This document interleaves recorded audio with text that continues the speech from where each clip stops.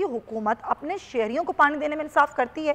ना सिर्फ काश्तकारों को पानी मिल रहा है, ना शहरियों को पानी मिल रहा है, पानी मिल रहा है तो टैंकर माफिया को पानी मिल रहा है। इनको पानी कहाँ से मिल रहा है? इस पर आप लोग क्या कर रहे हैं?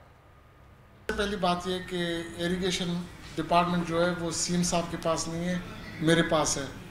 आपके सवाल का पहला जो पोर्शन था। दूसरा ये कि टैंकर माफिया जो है वो मैं आपको थोड़ा बताता चलूँ कि वो इरिगेशन डिपार्टमेंट का जो पानी है वो एग्रीकल्चर पर्पस के लिए आता है। वो जहाँ जहाँ पे ड्रिंकिंग वाटर की स्कीम्स होती है वहाँ पे आता है। इरिगेशन का जिम्मेदारी कराची में जो आप जिस पानी की बात कर रही हैं उसमें इरिगेशन का कोई अमल दखल नहीं है, लेकिन उसके बावजूद चेयरमैन बिलावल भुट्टो जरदारी साहब ने minister local government Nasir Hussain Shah साहब को इंस्ट्रक्शंस दे रखी हैं कि टैंकर माफिया के खिलाफ और जो इलीगल वाटर हाइड्रेंट्स है इनके खिलाफ एक्शन लिया जाए और उनके खिलाफ। सुहेल साहब, आप ज़ाहिर सिंध जो है वो वफाक से भी एहतजाज कर रहा है, इरसा से भी एहतजाज कर रहा है, लेकिन क्या सिंध हुकूमत ने कभी अपने काश्तकारों के लिए कोई मैकेनिज्म बनाया है कि उनको पानी पहुँचे? ज़ाहिर उनकी फसलें भी तबाह और बर्बाद हो जाती हैं, बल्कि इरसा तो ये कह रहा है कि सिंध को, पंजाब को पानी बढ़ा दिया गया है। देखिए, सबसे बड़ी बात आपका सवाल जो है कि सिंध के आबादगारों के लिए पानी की शार्टेज, इरसा का ये जो कहना है कि हमने सिंध के लिए पानी छोड़ दिया है, आप इरसा वालों से पूछें कि जो आपने सिंध के लिए पानी छोड़ा है, आया वो हमारी जो एंट्री पॉइंट है गुड्डू बैराज वहाँ पहुँचा है? अभी आज यानी 2 तारीख को रात को, आज 2 की रात को पानी गुड्डू बैराज में फिर एक डिप आ रही है, जिससे पानी की वो जो है शार्टेज और बढ़ेगी 1-2 दिन के लिए।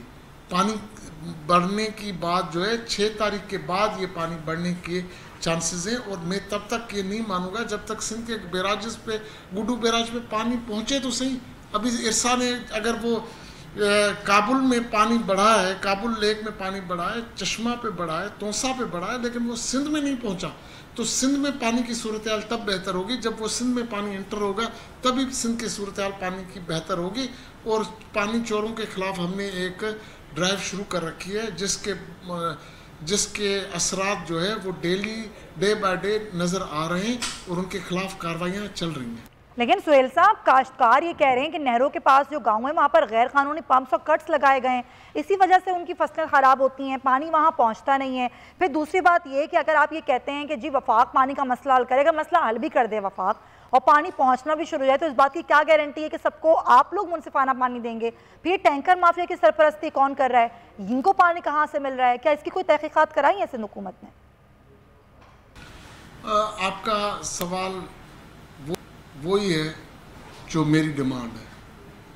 मैं ये कह रहा हूँ कि सिंध के जो काश्तकार हैं वो न सिर्फ फसल आबादी एग्रीकल्चर के हवाले से परेशान हैं, बल्कि पानी पीने के लिए परेशान हैं। मेरे यही तो डिमांड है, यही तो सिंध हुकूमत की डिमांड है इरसा से, फेडरल गवर्नमेंट से, कि जो पानी हमें नहीं दिया जा रहा, जो वाटर कार्ड, हम किसी का शेयर नहीं मांग रहे, हम पंजाब, KP, बलूचिस्तान का शेयर नहीं मांग रहे, हम चाह रहे हैं कि सिंध का जो हक है, सिंध का जो शेयर है वो हमें दिया जाए, कोई एक्स्ट्रा नहीं मांगा जा रहे। और सूरत हाल बेहतर, जैसे पानी की सूरत हाल बेहतर होगी वैसे वैसे ये सूरत हाल बेहतर होती जाएगी। लेकिन फिर भी हमारा इशू वो वहीं पे रहेगा कि लिंक कैनाल्स बंद किए जाएँ और जो मुनसिफाना जो डिस्ट्रीब्यूशन है उस पर इम्प्लीमेंट किया जाए। हमारा केस ये है, और वो केस जो है हम लड़ते रहेंगे, सिंध के अवाम के हुकूक के लिए हम लड़ते रहेंगे। वाटर हाइड्रेंट के बात आपने कही, मैंने पहले भी सवाल के जवाब में आपको बताया कि वाटर हाइड्रेंट का इरिगेशन डिपार्टमेंट से कोई लेना देना नहीं है, लेकिन उसके बावजूद मैंने आपको कहा, और कंटिन्यूसली इनके खिलाफ भी water hydrant, illegal water hydrant वालों के खिलाफ एक्शंस हो रहे हैं। ये नहीं है कि उनके खिलाफ अब भी मेरे ख्याल में नासिर हुसैन शाह साहब ने ये ऐलान कर रखा है कि कहीं पे अगर ऐसी कोई बात हो रही है, कहीं पे ऐसे अमल हो रहा है, तो उनको निशानदेही करके बताएं, वो उन पे एक्शन ज़रूर लेंगे।